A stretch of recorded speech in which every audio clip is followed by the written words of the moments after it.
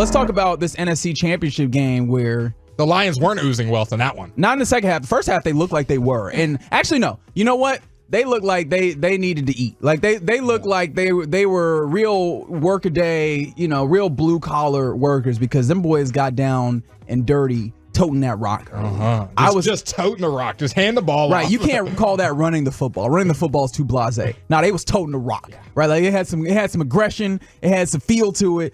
I was thoroughly impressed, even understanding that that's something that they had in their bag, and understanding that was low key a downside to the Niners defense. That was a vulnerability that they had. I thought they were doing such a great job, running the football. But I guess ultimately the question is, did the Lions and Dan Campbell blow their big chance here? Blake, how do you feel on this? Because clearly this was a Detroit Lions team that I don't think a ton of people had super high expectations on. I think people were starting to find them as darlings. Yeah, they'll make the playoffs, maybe win a game. Cool. Right, but this NFC Championship lead. So it's a weird part, and I think this is what happens in sports. We kind of judge people on what our expectations are. Absolutely, 100%. So all of the end of year awards are based off of expectations, particularly when we start talking about Coach of the Year, comeback play, or most improved, all those types of things. Like, where did everybody put him before versus how they did? Not exactly who was the best player this year. It's like, man, no one saw this guy coming in. He's having just as good of numbers as this guy. He's the MVP. Or this is the Coach of the Year. Like, Coach of the Year, in all honesty, would probably go to Andy Reid most years or Harbaugh. But it's like, man, the Browns, look at all the adversity they went through.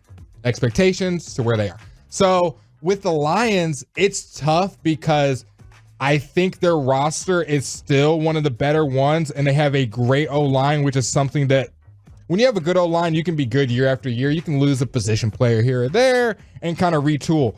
But the NFC, I think this is the down year for the NFC, and now you didn't strike when it was hot. So they got to play the Tampa Bay Buccaneers in the divisional round.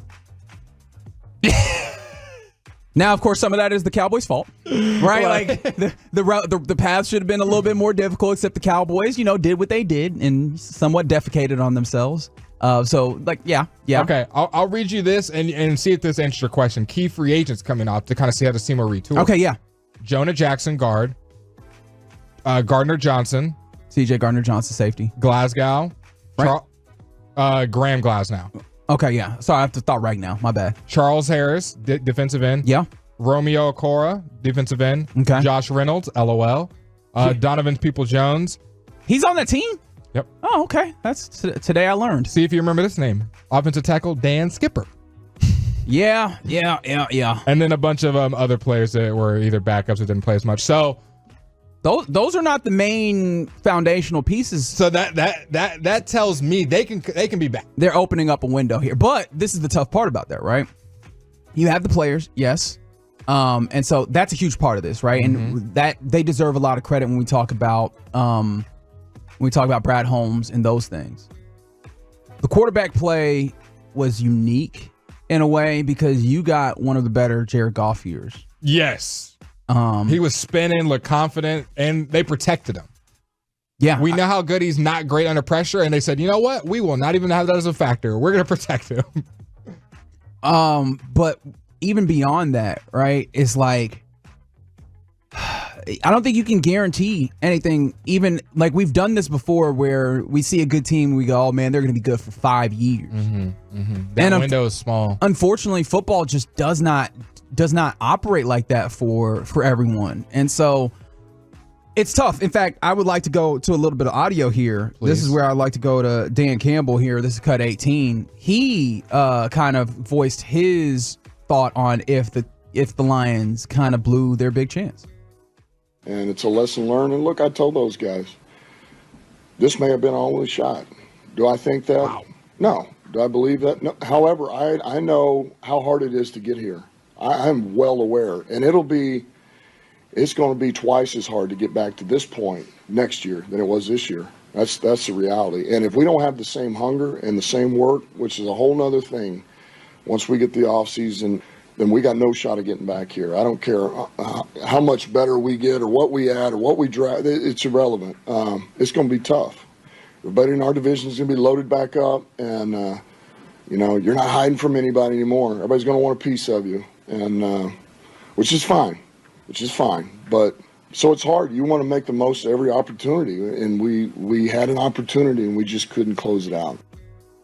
I think that's part of what makes Dan Campbell an incredible head coach. Agreed. Like I think some of that is like the player in him is understanding just how hard it is to make it back and how you can maybe think you're going to be there and look up and realize, oh no, that was it.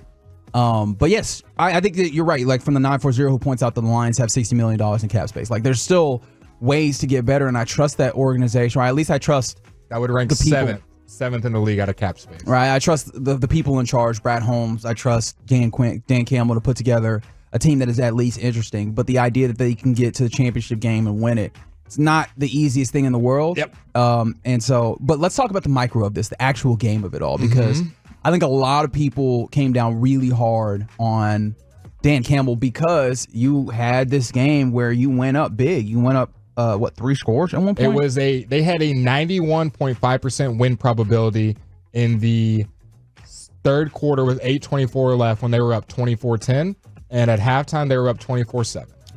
Okay, yeah, so you went up 3 scores vaguely. Here's the thing. I think a lot of people got really mad at him for being aggressive going forward on fourth a few times. My thing about it is he was aggressive. Like that's what he was all year. Thank you.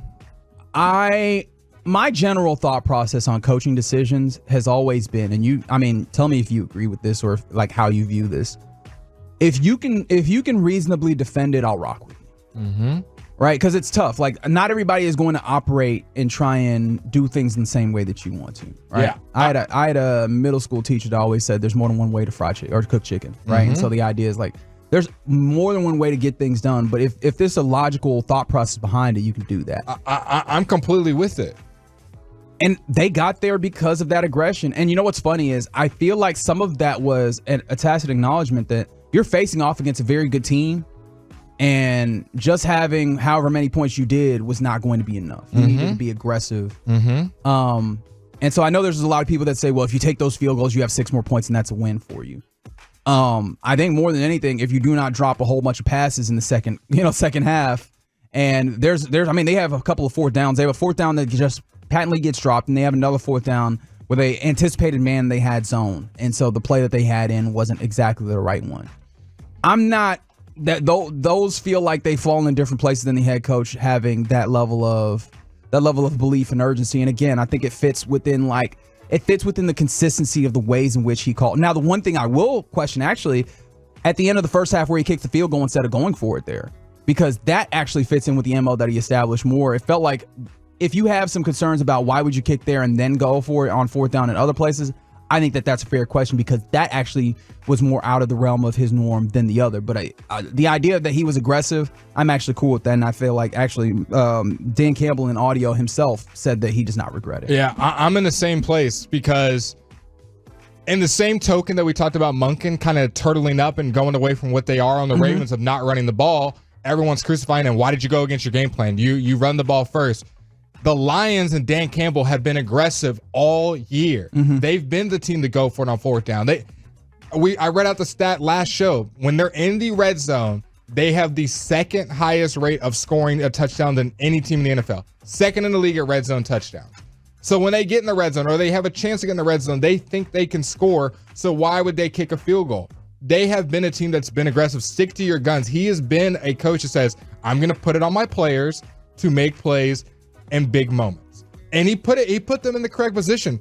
Like you said, if Josh Reynolds doesn't drop a third down and a fourth down pass, we may not be having this conversation. If Jahmyr Gibbs doesn't fumble the ball and give the momentum right back to the Niners after they just scored, then they might not be in this position. Those are like big mistakes that happen that make it look like, oh, well, if Dan Campbell would have just kicked a field goal, hindsight looking back, of course, you could say that about every game. If you just didn't turn the ball over on downs or didn't fumble or didn't drop the ball and kick the field goal, you would have won. But that's not how the game is played. He stick to what he knew, which was his players playing well in big moments, using the analytics, going for it on fourth down. It wasn't like they were really even bad play calls. The guys were open. They dropped the ball. What else can Dan Campbell do? And then Brock Purdy throws a lollipop in the back of to the end zone, and it hits homeboy. I don't even know who that was of Detroit in the face mask. I think his name is Vilder, right? And- Which honestly, actually, we should not use names just for his sake. Like, hey, a homeboy that got hit in the face is your name now for the next, I don't know, 5 minutes of this program. And Brandon Ayuk catches it. That's not on Dan Campbell. Like, and so that plus the fumble plus the drops by Reynolds. And I know it all goes back to the coach, and that's fair, and he takes it. But that's not. Dan Campbell should have not gone for a fourth down. Those are 4 variable plays that could have gone the other way that we'd be talking a lot different. So I think we got to give Dan Campbell his respect. He got to this place being aggressive, got him to the NFC Championship. I mean, on third, I think my favorite play was 3rd and 12 in the first half, and they run the ball with Jahmyr Gibbs and pick it up. 3rd and 12, you run the ball with your rookie running back, and you get the first down. That's who they've been. They've been a run team and throw when they need to, and St. Brown and Goff, but they weren't able to get it done this game. We're not going to crucify and say all of a sudden Dan Campbell's not a good coach and he should have done this different and done this. They were here for a reason. I just think the players didn't make enough plays. Yeah, I think the stakes increased the scrutiny on this. And obviously, interesting point made on the TruckRate.com text line. Again, we love it when you text in 877-881-1053. And the text ultimately is from the 940, fumbles by rookies and flipped both games. It's one of the things to remember is I know the stakes end up being so big. And a lot of times we want to talk about, the ways in which players can adjust it and affect this. And absolutely you should. But we got to remember, and of course, fumbles are not entirely this, but as much as talent matters in these things and the ways that you play, there's also a luck factor that factors in.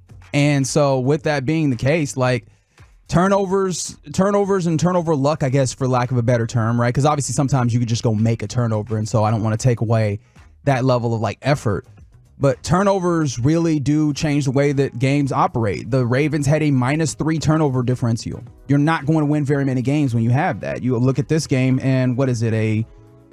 I guess this is an even turnover differential when you talk about the fumble there and the interception. Brock Purdy gave him one early. Yeah. So, but ultimately, those are some of the things that change the way that the games go. It's tough because, again, the reason why they got there, and yes, people also want to point out the fact that the kick was a 75% kicker. I noticed that. It probably wasn't too good either. So you're not guaranteed to make that field goal, even though there's folks that want to go there. But look, I think that the ways in which Dan Campbell has proven himself to be a pretty good coach, I think that gives them an opportunity to make their way back. We talked about some of the ways in which their roster is built and they have room to ascend. It feels like they've opened a window.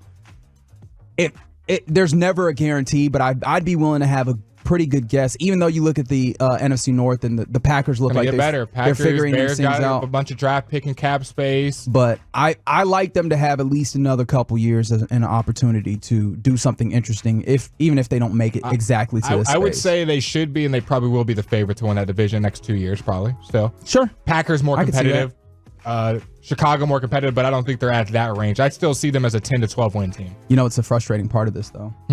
Is another team that I don't think we had real intentions of or real thoughts of that is, again, available in the NFC. We looked at this year as a possibility for your Cowboys, saying that, hey, man, it's kind of thin in the NFC. And I know that the Lions were like, oh, this is a pretty good team. And even the course of the season, as they were high up there, we're like, oh, they're pretty good, but we do not view them as they're real now. And so now there's more teams in the NFC that are real for you and pose obstacles to that ultimate goal of making it back to a Super Bowl. And even I think some of the stated goals of fans of just, hey man, make it to a championship game where we can feel proud of you. There's more people, there's more teams in the way. That's kind of And a lot of these teams finna get quarterbacks. These teams at the bottom, man. And we just saw with the Packers, with the Texans. I know it's sometimes flash in a pan crazy, but we've seen sometimes it takes 1 or 2 years with these really good quarterbacks to make that jump. Some of these teams that weren't good in the NFC are finna have top 5 picks, man.